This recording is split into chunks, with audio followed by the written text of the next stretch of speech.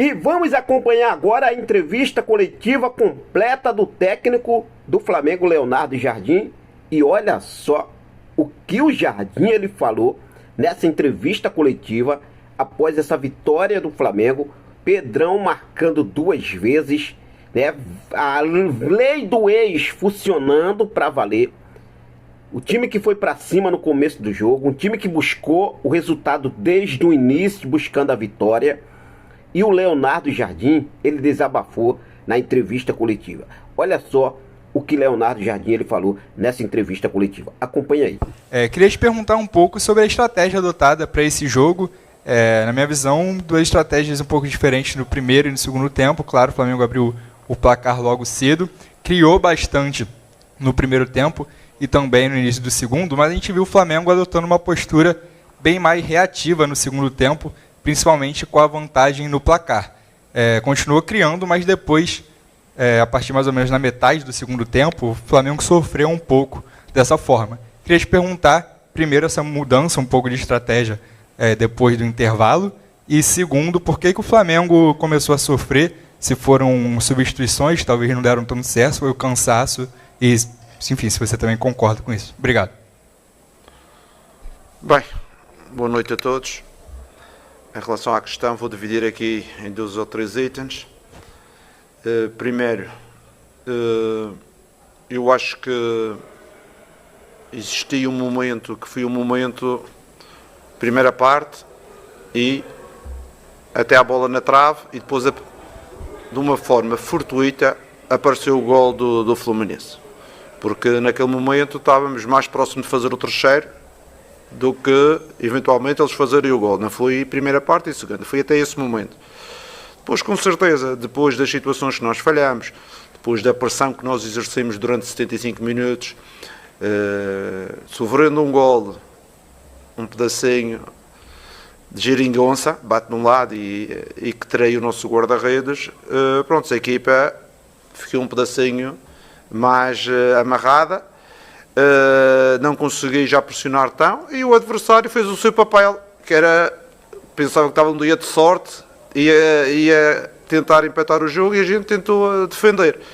Algum desgaste dos nossos médios, os nossos volantes, tínhamos utilizado os 2 no jogo de altitude, tínhamos utilizado também o Nick, infelizmente temos 3 volantes de fora, o Jorginho, o Saúl e o Eric, e essa era a maior preocupação para a gente manter a chama, mas conseguimos com um esforço muito grande dos que estavam lá. Mas acho que é uma vitória gigantesca em termos de mérito. Enquanto, por exemplo, na final do Carioca foi muito mais equilibrado, hoje, se a felicidade está do nosso lado da finalização, podíamos estar 3 ou 4, a falar de 3 ou 4 fácil até aos 75 minutos. Ok? Acho isso que é a minha avaliação, a minha análise do jogo. Pressionamos bem, linhas altas, reduzimos espaços, e depois mudou o caráter do jogo, foi quando sofremos o 2-1. Jardim, aqui Luiz Assado, GE. Você tem falado bastante sobre o Pedro nas últimas coletivas, e hoje ele se tornou o maior artilheiro do Flamengo no século. É um jogador que é importante nos últimos anos, e eu percebi que na comemoração do segundo gol ele voltou apontando para o banco de reservas, acho que para alguém da comissão. Se você puder explicar um pouquinho também, aprofundar um pouco mais, como é que foi esse trabalho que vocês fizeram com ele, se foram conversas, se foi uma coisa no treinamento ali, até para que ele pudesse reencontrar, né, essa forma dele, não era um jogador que tinha tanta sequência com o Felipe Luiz. Então, se puder falar um pouco dessa comemoração, se você tiver visto, e também desse trabalho. Obrigado. Eu, sinceramente, eu não quero estar a falar do passado, quero estar a falar do presente. Nós conhecemos o Pedro e exigimos a ele um comportamento, e ele está a conseguir entregar esse comportamento que nós exigimos. E, além disso, está a fazer os golos com ponta de lança, bom ponta de lança que é. Estamos satisfeitos com a performance dele, mas principalmente com a atitude. Porque era uma das coisas que eu ouvia muito aqui, quando cheguei, era que o Pedro não sabia pressionar.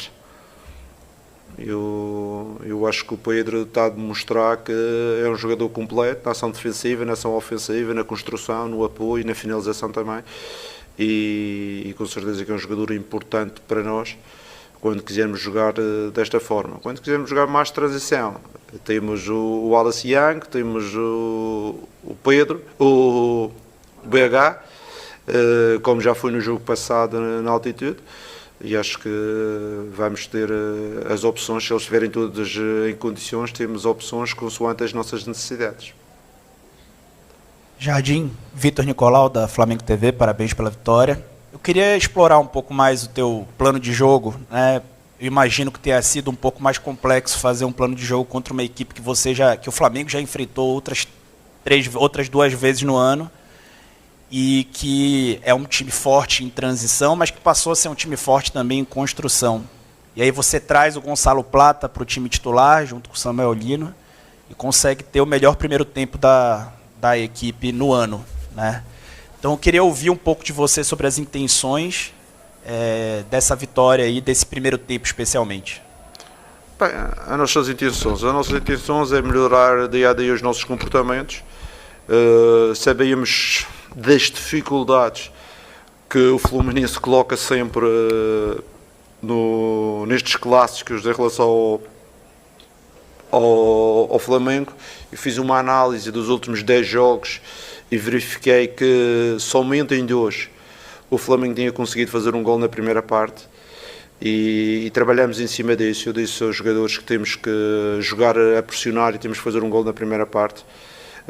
Temos que reduzir espaços, provocá-los com bola, sem bola, na pressão, na saída de bola. Em termos estratégicos trabalhamos bem, os jogadores compreenderam, no campo eles tiveram uma atitude formidável, e conseguimos, porque em termos percentuais, sempre que o Flamengo fez um gol na primeira parte, ganhou o jogo. E essa diretriz que eu dei aos jogadores, porque normalmente o Fluminense é que entra forte, empenhado, e a gente a seguir anda atrás do prejuízo. E eu queria inverter as situações, como acabaram de inverter, não é? Eles no fim é que andaram atrás do prejuízo, e acho que os jogadores perceberam a mensagem e dentro conseguiram aplicar com a primeira parte, como você disse, formidável. Só peca por escasso o resultado que saímos da primeira parte. Jardim aqui, boa noite, Sidão Marinho da Litoral News. Foi uma belíssima atuação do Flamengo, né? Concordo na questão do primeiro tempo melhor da temporada. Só queria falar um pouco sobre a parte final do jogo. O Carrascal acabou sendo expulso, foi mais um jogador do Flamengo expulso na temporada. É um ponto que a gente já debate com treinadores antigos, pergunta sobre isso, em relação ao lado mental. Você acha que às vezes tem um excesso muito grande na vontade de chegar, tentar roubar a bola, ou está faltando de fato um mental mais qualificado para o Flamengo para manter todos os jogadores em campo? Teve a expulsão do Eric, hoje é do Carrascal, no ano passado outros jogadores também já tinham sido expulsos. Como você analisa essas expulsões que acontecem talvez de uma forma desnecessária? Eu analiso que as expulsões, algumas têm são atitudes irrefletidas, não é?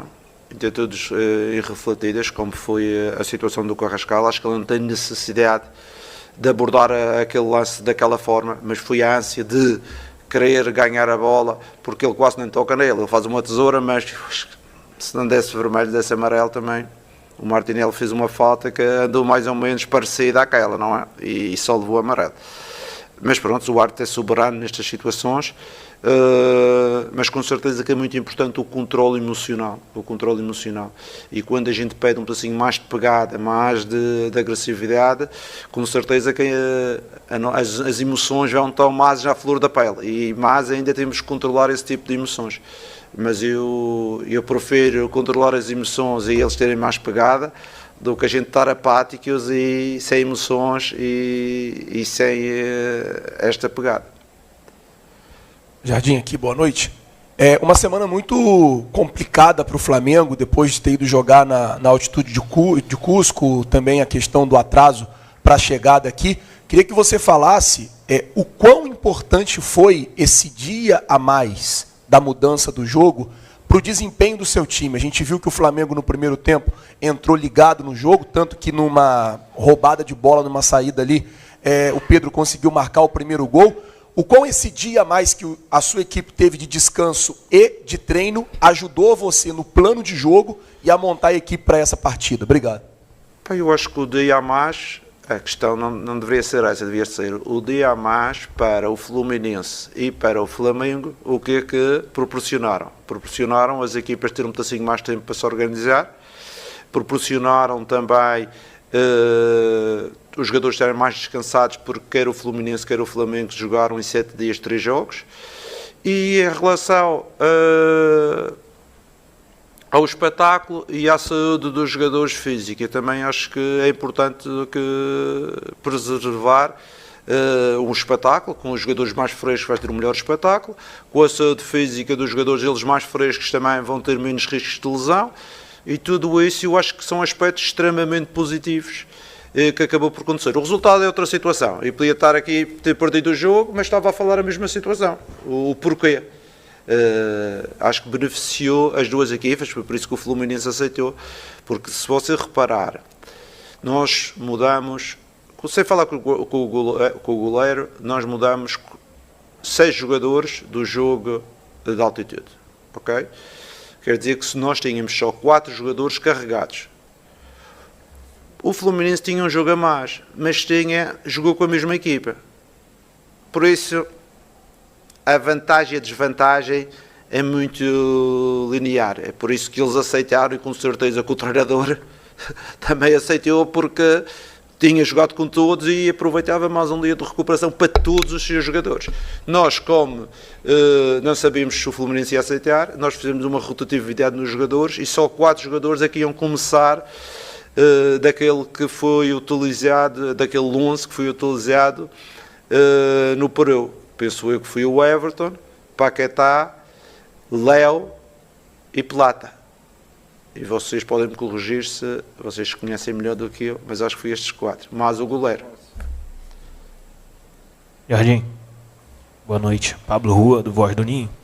Eu queria que você fizesse uma análise sobre o Paquetá, né? Ele joga de forma mais avançada contra o Cusco, como meia, quase um camisa 10. Hoje ele atua como segundo volante e vai bem novamente. Como você pensa em utilizá-lo nesse time do Flamengo? Ou de fato você quer ele como um coringa, né? Que ele pode jogar mais recuado, mais avançado, aberto? Como você pensa em utilizá-lo? Eu já falei sobre o Paquetá quando cheguei cá. Acho que o Paquetá pode fazer várias posições, porque ele na carreira tem feito essas diferentes posições. É um meia que pode jogar como segundo volante, pode ser um meia mais ofensivo, se tiver um avançado. Por exemplo, eu estou a dizer que o meia mais ofensivo com o Bruno na frente, porque é um jogador, o Bruno dá-lhe mais alternativas, como o Pedro vem buscar, ele segundo volante talvez seja melhor, ou por fora. É um jogador, como você disse, um coringa que pode jogar em várias situações.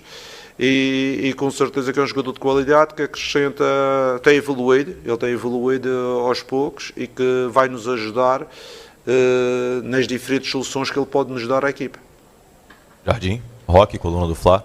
Muito se fala dos destaques como Pedro, propriamente o Paquetá agora, mas eu queria te fazer uma pergunta sobre um jogador que é da base e sempre foi um pouco, não digo questionado, mas a torcida tinha um pouco de ressalvas com ele, que é o Everton Araújo. Acredito que seja a terceira boa partida consecutiva dele, e hoje ele foi um leão no segundo tempo. Eu queria que você falasse a importância do Everton Araújo e como que você tem trabalhado a confiança dele e a evolução tática dele, tendo em vista que o Everton hoje conseguiu arriscar mais passes e na marcação ele foi impecável. Eu queria que você falasse para o torcedor como é que está sendo trabalhada essa evolução do Everton Araújo no seu time. O Everton é um menino que eu pessoalmente gosto muito. Quando cheguei cá nos primeiros jogos ele não teve muitas oportunidades, estava a jogar o Jorginho e o Eric, mas eu chamei-o para ter uma conversa com ele e disse que as oportunidades vão aparecer. Falei com ele sobre o não perder a bola, sobre a capacidade de jogar para a frente, de arrastar o jogo muitas vezes quando ele tem espaço, de arrastar o jogo para a frente. E acredito que ele é um modelo de jogador que tem muito sucesso até na Europa, e eu brinquei com ele e disse a ele que é um jogador que tem capacidade física, um bom jogo aéreo, um jogo de arrasto também porrar, tem uma boa pressão em termos dos duelos, e ele foi ganhando confiança. E eu, sinceramente, nos últimos 2 ou 3 jogos fui dos jogadores mais regulares em termos exibicionais e em termos de produtividade para a equipa. Fico feliz porque ele é um menino que trabalha, é um menino humilde e é um bom exemplo para muitos jovens jogadores que querem ser vedetas aos 18 anos, aos 19, e ele tem 22 e ainda mantém a humildade e já joga muitas partidas pelo Flamengo. Por isso, não só a parte técnica, não só a parte física, mas a parte da humildade, da capacidade de trabalho, que eu também gostava de valorizar ao Everton. Nisso ele tem-me surpreendido e estou extremamente satisfeito. Oi, Leonardo, Jardim, boa noite, parabéns aí pela vitória no Fla-Flu, Sérgio Lobo, TV Globo, Sport TV. Hoje foi seu 9º jogo, né, comandando o Flamengo. Diante de tudo que a gente está falando aqui, e da sua análise do jogo, a gente pode dizer que foi a melhor atuação do Flamengo sob o seu comando, nessa vitória sobre o Fluminense, um adversário pesado. E eu estava, só um complemento, eu estava olhando aqui a tabela de classificação. O Flamengo, com o resultado, ele agora é o vice-líder do campeonato, 6 pontos atrás do Palmeiras. Ele tem 20 pontos, com 4 outras equipes. E até o confronto contra o Palmeiras, você acha que o Flamengo, ao menos, pode diminuir essa vantagem? O Flamengo é uma equipa que não joga sozinha, tem os seus adversários e toda a gente vai tentar contrariar o Flamengo, mas, como eu digo aos jogadores, cada jogo para nós é a nossa final. Nós vamos focar agora no jogo da Libertadores em casa, depois vamos voltar outra vez para o campeonato. É importante nós fazermos o nosso trabalho. Não pensar muito no que são, o que os nossos oponentes podem fazer. O importante é nós fazermos o nosso, como aconteceu hoje, conquistar mais 3 pontos, continuar a subir na tabela e no futuro a ideia é prevalecer, que é fazer o nosso e deixar ver o que é que vai acontecer aos outros. Jardim, tudo bem? Boa noite. Gabriel Órfão, canal Paparazzo Rubro Negro. Jardim, eu quero te perguntar um pouco sobre a sua lateral esquerda em específico, que hoje você teve o retorno do Alexandre, né, que não esteve à disposição nos últimos jogos, ele ficou até o fim da partida e ele acabou sendo um dos destaques assim, do lance do gol do Fluminense. Né, ele acabou praticamente dando assistência para o jogador do Fluminense e do outro lado você tem o Ayrton Lucas, que embora seja muito criticado pela torcida, tem feito boas atuações, deu uma assistência crucial para o Bruno Henrique lá no jogo contra o Cusco. Queria saber como é que você enxerga essa briga na posição de um jogador mais experiente, que, ao que tudo indica, estará na próxima Copa do Mundo, e do outro lado o Ayrton Lucas, que, embora seja muito criticado, também vem numa constante evolução de crescimento no clube. Obrigado. Eu vejo isso como uma felicidade para o treinador, ter um jogador como o Alex experiência e ter um jogador um pouco mais jovem com a qualidade do Ayrton. O Ayrton é um jogador que já esteve na seleção brasileira, um jogador de qualidade, não estamos a falar de um jogador qualquer. Foi isso que eu, das conversas que eu tive com o Ayrton, eu disse a ele isto: eu lembro-me de ti na seleção brasileira, lembro-te nos grandes momentos, é esse Ayrton Lucas que eu tenho que recuperar, porque eu necessito de 2 jogadores e 2 jogadores competitivos para que possam dar soluções, porque sabemos que algum dos nossos jogadores encaixar 3 ou 4 jogos seguidos, principalmente aqueles que têm uma certa idade, podem ser um risco de lesão. A gente, quando o Ayrton não jogou antes porque tinha um problema no adutor, teve a resolver, eu tive que jogar mais com o Alex teve uma mialgia. Aconteceu a situação do Eric e do Saul estarem lesionados, tive que pôr um pouco mais o Jorginho também teve uma mialgia. Por isso eu tenho que ter esta gestão de não sobrecarregar aqueles jogadores importantes, mas com uma certa idade, de forma que não tenha lesões importantes. Boa noite, Jardim. Bruno Castanha, parabéns pela vitória, canal Zona Rubro Negra. Hoje o Flamengo foi muito intenso, marcou alto, pressionou, fez um grande primeiro tempo, uma grande atuação, no segundo tempo também uma parte. Você já falou que não tem como ser intenso 90 minutos, nenhum time no mundo consegue isso. Sobre as substituições ali, quando você coloca o De La Cruz, você faz um trio no meio campo, um tripé, como a gente fala aqui. Foi isso que desencaixou a marcação? Depois você muda, você adianta o Paquetá e traz o De La Cruz para trás. Esse tripé no meio ali foi o que desencaixou por algum momento do jogo, que marcava com 2 linhas de 4 e depois teve essa mudança? Obrigado. Eu tentei encaixar o De La Cruz ali com 3 pelo fato pelo facto daquilo que eu vos falei, os nossos volantes estavam sobrecarregados, o Paquetá já não estava a conseguir assaltar nas pressões, o Everton também com alguma dificuldade, e eu tentei povoar mais a nossa zona central. Depois estava a sentir que estávamos a ficar um pouco atrás, meti o BH mais avançado para darmos um bocadinho mais de profundidade. E a gente, se avaliar bem, a gente teve uma do BH e uma de situação do Plata, a transição, duas na cara do guarda-redes, que a gente se faz 2 gols ali e o resultado já vai para 4, não é? E pronto, mas tivemos também, e não vou dizer que é infelicidade, mas não tivemos o bom gesto para matar o jogo ali. Acabamos por não matar o jogo e acabamos por sofrer mais um pedacinho. E sinceramente, se o Fluminense empatasse o jogo, era de uma injustiça tão grande. E eu acho que o futebol não é tão injusto assim. O futebol favorece sempre aqueles que são melhores. Muito bom. Tá? Obrigado a vocês.